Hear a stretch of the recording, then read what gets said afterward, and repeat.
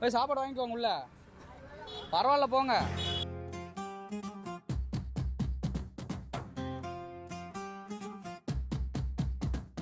சேலத்து மண்ணுல ஒரு மகுடம் இது, ஏழையின் வயிற்றுல போடுது தடம்.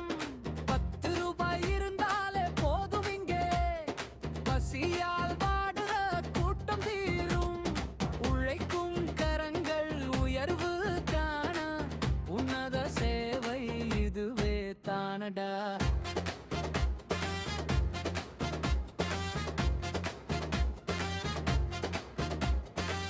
வெயிலில் காய்ந்த தேகம் எல்லாம் இங்கே நிழலில்லாம் மருது பாரு. பசியில் வாடி வந்தவர்க்கு இவங்க பாசத்தை ஊட்டுறாங்க 100.